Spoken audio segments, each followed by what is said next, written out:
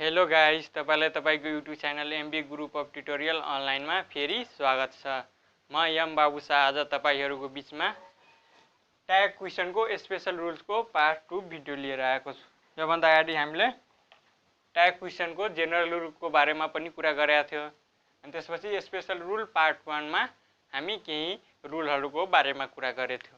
यो भिडियो सुरु गर्नु भन्दा अगाडि हामी पहिला पार्ट 1 मा के कुरा गरेथ्यौ त्यसको रिभिजन गरिहालौ। पार्ट 1 मा हामीले कुरा गरेका थियौ यदि भर्ब 1 छ भने पोजिटिभ फर्ममा, यदि स्टेटमेन्टमा भर्ब 1 छ भने हामी के डु नट युज गर्छौं ट्यागमा, यदि भर्ब 2 छ भने डिड नट युज गर्छौं। त्यस्तै यदि भर्ब 5 छ भने हामी डिड नट, भर्ब 5 छ भने हामी डज नट युज गर्छौं। त्यस्तै यदि स्टेटमेन्टमा एम छ भने हामी केमा युज गर्छौं आर नट मा, यदि एम नट छ भने हामी केमा चेन्ज गर्छौं एम मा। त्यस्तै यदि एक्जुलरी भर्ब छ भने त्यसलाई बनाउँदाखेरि हामी के गर्छौं एक्जुलरी भर्ब प्लस नट ट्यागमा युज गर्छौं। त्यस्तै यदि युज टु छ भने हामी के डिडन्ट मा युज गर्छौं, ट्यागमा डिडन्ट युज गर्छौं। त्यस्तै आउट टु छ भने हामी के युज गर्छौं शुड, अनि त्यस्तै मस्ट छ भने हामी निड नट युज गर्छौं। अब हामी यो भिडियोमा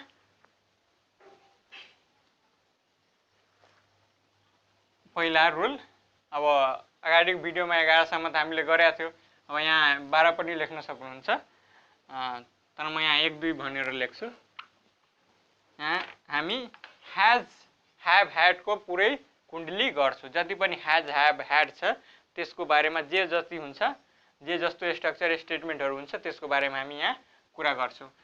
हामी फर्स्ट रुलमा लेख्छौं इफ स्टेटमेन्ट हैज। स्टेटमेन्टमा अब के हुनु पर्छ, स्टेटमेन्टमा subject plus has have had plus verb 3 plus object. यस्तै भयो भने यो तपाईको के भयो मेन कुरा, यहाँ यो स्ट्रक्चर यस्तो भयो भने हामी ट्यागमा के युज गर्छौं त यहाँ एक्जुलरी भर्ब प्लस भर्ब 3, यहाँ एक्जुलरी भर्ब एभी अनि यो एमभी भयो। त्यो भएर हामी के गर्छौं एक्जुलरी भर्ब ट्याग बनाउँदा के हैज नट, त्यस्तै हैव नट, त्यस्तै had not is used in tag. Tag बनाउँदा हामी के हैज छ भने हैजन्ट, हैव छ भने हैव नट, अनि त्यस्तै हैड छ भने हैडन्ट। हामी एउटा एउटा एक्जाम्पल गरौँ। Ram has gone to temple. यहाँ के छ हैज, अनि त्यसपछि यो के हो भर्ब 3, त्यो स्ट्रक्चरमा मिल्यो, त्यही भएर हामी के लेख्छौं हैज। अनि यहाँ राम भन्ने के हो नाउन, नाउन छ भने हामी यसलाई केमा चेन्ज गर्छौं प्रोनाउन। त यहाँ के हो यो स्टेटमेन्ट पोजिटिभ छ, त्यही भएर ट्याग के हुन्छ नेगेटिभ, त हैजन्ट। अनि त्यसपछि राम नाउन छ त नाउनलाई हामी केमा चेन्ज गर्छौं प्रोनाउनमा, हैजन्ट ही, अनि लास्टमा क्वेशन मार्क। त्यस्तै अर्को example she had cooked meet, she had cooked meet. त्यहाँ के had plus verb 3, had plus verb 3, अनि यो स्टेटमेन्ट के हो पोजिटिभ हो, त्यही भएर ट्याग के हुन्छ नेगेटिभ, हैड हैडन्ट। अनि त्यसपछि यहाँ अलरेडी प्रोनाउन छ, त्यही भएर यसलाई त्यस्तैको त्यस्तै हामी लेख्छौं। नाउन भएको भए हामी केमा चेन्ज गर्थ्यौं प्रोनाउन। त्यस्तै यदि नेगेटिभ फर्ममा छ भने, यदि ट्याग नेगेटिभ के रे स्टेटमेन्ट नेगेटिभमा छ भने ट्याग के हुन्छ पोजिटिभ। हामी त्यसको पनि I have written a letter, I have written a letter. त्यहाँ हामी यसलाई नेगेटिभ बनाइदियो, I haven't have not written a letter. यहाँ के हो यहाँको स्टेटमेन्ट नेगेटिभ छ, त्यो भएर ट्याग के हुन्छ पोजिटिभ, त हैव। त्यसपछि आई भनेको प्रोनाउन भयो, त्यही भएर प्रोनाउन त्यस्ताको त्यस्तै लेखाउँछु, जस्ताको त्यस्तै लेखाउँछु। यो थियो। अब हामी अर्को रुल सेकेन्ड रुलमा गर्छौँ। यहाँ हामी सेकेन्ड लेख्छौँ।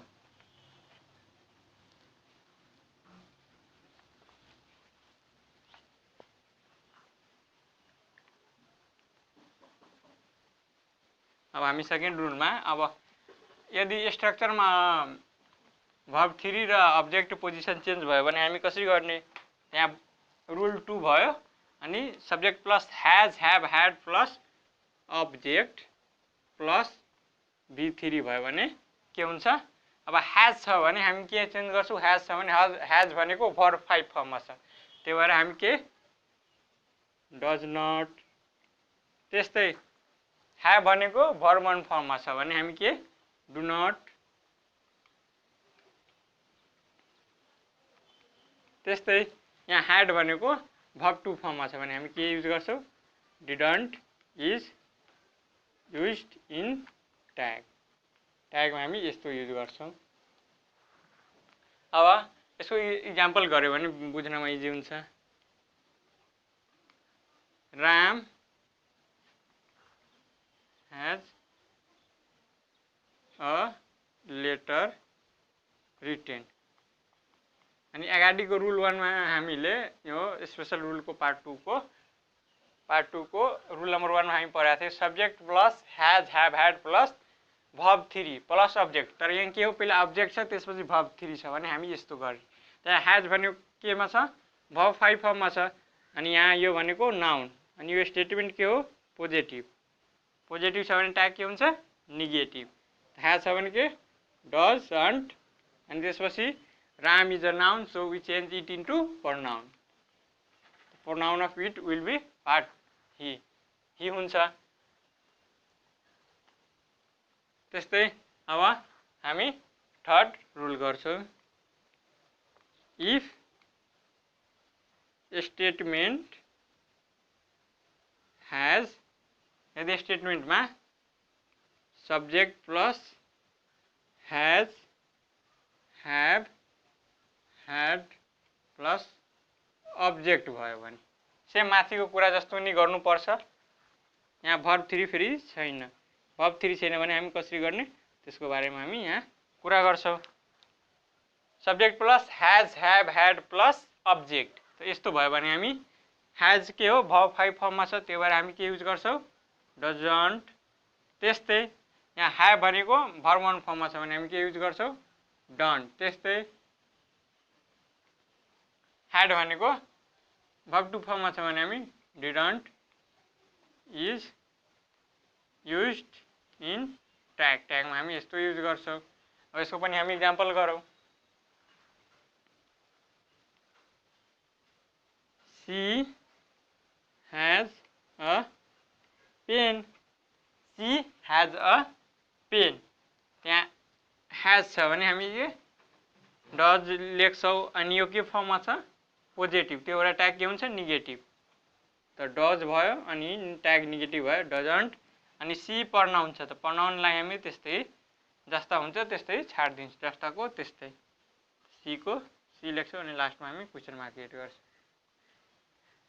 यो थियो हाम्रो थर्ड रुल। अब हामी फोर्थ रुलको बारेमा कुरा गर्छौँ। फोर्थ रुलमा अब के हुन्छ त्यो हेरौँ।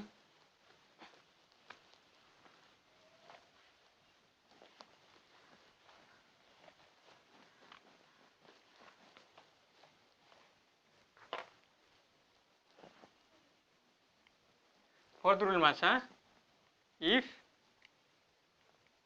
Statement has. स्टेटमेन्टमा के हुन्छ? Subject plus has to have to had to plus verb 1 plus object. यस्तो भयो भने हामी के गर्ने? यो भनेको मेन कुरा यहाँ यो ध्यान दिनुपर्छ। यस्तो भयो भने सेम अगाडि गरेको थर्ड रुल जस्तो गर्यो त्यस्तै हामी यहाँ हैज छ भने हामी के डजन्ट। त्यस्तै हैव छ भने हामी डन्ट। त्यस्तै हैड छ भने हामी डिडन्टको युज गर्छौँ। Is used in tag. अब हामी यसको इक्जाम्पल गर्छौँ। इक्जाम्पल गरेपछि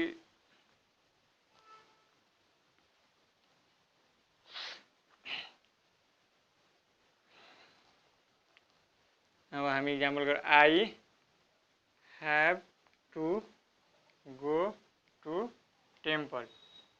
I have to go to temple. यस्तो भयो भने यो के हो, यहाँ have plus to have भयो भने के verb one फर्ममा छ, त्यही भएर हामी यसमा do not को प्रयोग गर्छु। त्यस्तै यहाँ यो भनेको प्रोनाउन भयो, प्रोनाउन यो भनेको verb one फर्ममा छ, verb one फर्म। त्यस्तै यो स्टेटमेन्ट के भयो, पोजिटिभ। स्टेटमेन्ट के भयो, पोजिटिभ। पोजिटिभ भयो भने ट्याग के हुन्छ, नेगेटिभ। यहाँ verb one छ भने हामी के लेख्छौँ, डु। अनि यो स्टेटमेन्ट के हो, पोजिटिभ, त्यो एउटा ट्याग नेगेटिभ। अनि यहाँ प्रोनाउन छँदैछ भने हामी आई को आई लेख्छौँ। यो थियो हाम्रो फोर्थ स्ट्रक्चर। अब यस्तो स्ट्रक्चर भयो भने हामी ट्याग कसरी बनाउने, त्यसपछि हामी अब फिफ्थ स्ट्रक्चरको बारेमा कुरा गर्छौँ।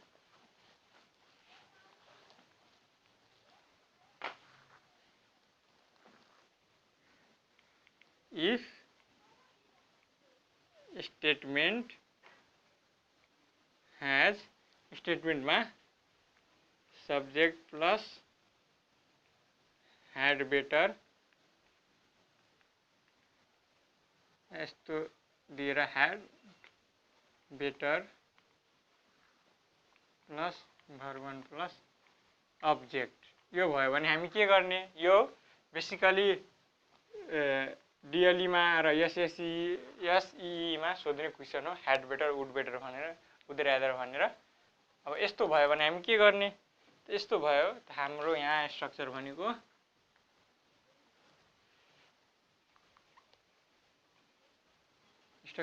यहाँ यो भयो मेन। यस्तो भयो भने हामी के गर्छौँ, यहाँ ह्याड बेटर छ, ह्याड बेटर, त्यसलाई चिन्नु पर्छ। यदि had better plus verb one छ भने हामी ह्याड बेटर नि लेख्छौँ, had not is used in tag, ट्यागमा हामी ह्याड नट युज गर्छौँ।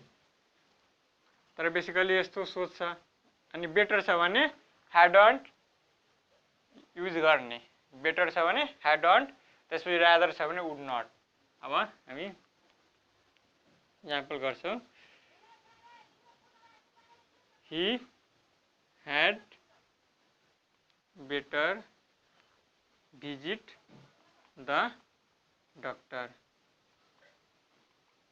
He had better visit the doctor.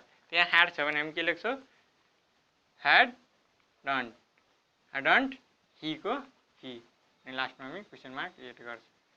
त्यस्तै अब यो had दिएको हुँदैन भने यो अलिक कन्फ्युज पार्ने कुरा हुन्छ। जसरी I had better go to hospital. यहाँ यस्तो भयो भने यो यहाँ अब चिन्ने कसरी, यो ह्याड छ कि वुड छ भनेर कसरी चिन्ने। अब जसरी यो भयो, अनि अर्को 6 नम्बर म पछि यसलाई डिस्क्राइब गर्छु। इफ स्टेटमेन्ट ह्याज स्टेटमेन्टमा subject plus would rather, rather दिएको हुन्छ, अथवा यसलाई यस्तो स्टोपस डी दिएर के यहाँ रेदर लेखेको हुन्छ।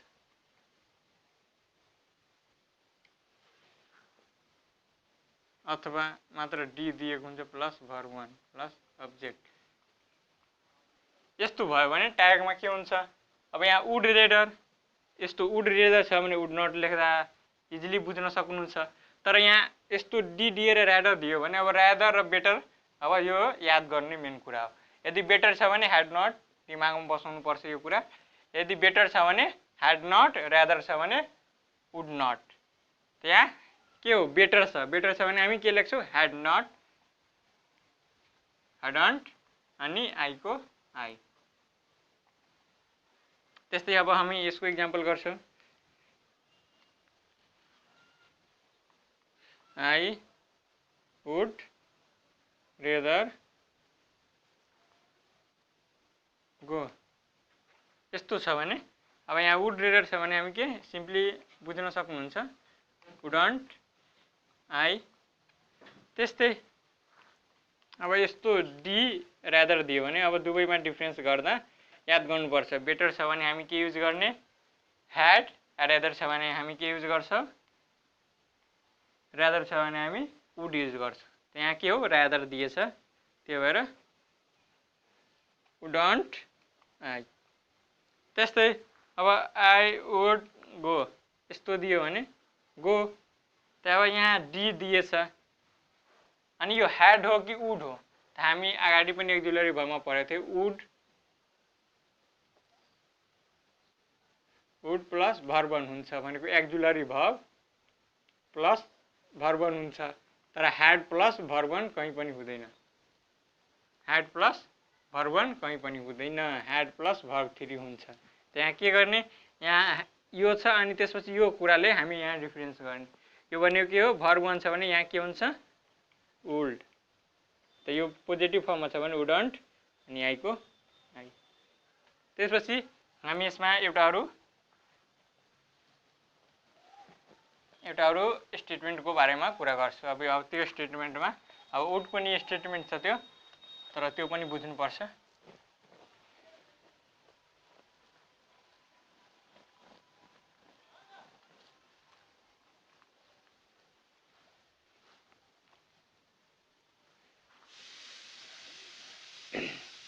Seven number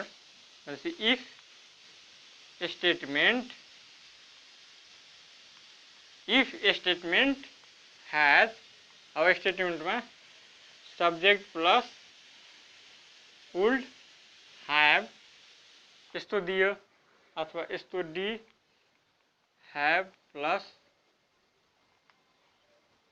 verb 3 plus subject यस्तो दियो भने के गर्ने, यो कुरा यहाँ पनि यहाँ हैवले डिनोट हैवले हामी छुट्याउँछौँ। जस्तो इक्जाम्पल भयो यहाँ राम वुड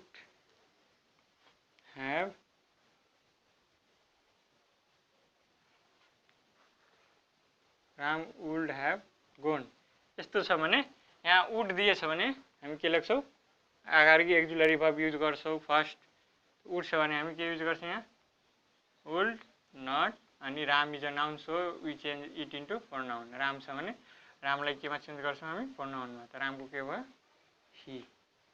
त्यस्तै अब सी यस्तो डी दिएको हुन्छ अनि हैव कुक्ड फुड यस्तो दियो भने अब यहाँ हैवले हामी छुट्याउने, हैव हुँदैन वुड हैव हुन सक्छ। यस्तो भयो भने हामी के लेख्छौँ वुड अन्ट अनि सी प्रोनाउन छ भने हामी त्यस्तै लेख्छौँ। यो थियो हाम्रो पार्ट 2 भिडियो। पार्ट 1 भिडियो हेर्नु भएको छैन म त्यसको लिङ्क डिस्क्रिप्सनमा हालिदिन्छु, हेरिदिनु होला। यो भिडियो कस्तो लाग्यो कमेन्ट गरिदिनु। अब भिडियो राम्रो लाग्यो भने लाइक गरिदिनु, अनि भिडियो कामको लाग्यो भने सेयर गरिदिनु। यो च्यानलमा नयाँ हुनुहुन्छ भने च्यानललाई सब्स्क्राइब गरेर बेल आइकनलाई थिचिदिनु होला। Thank you for watching.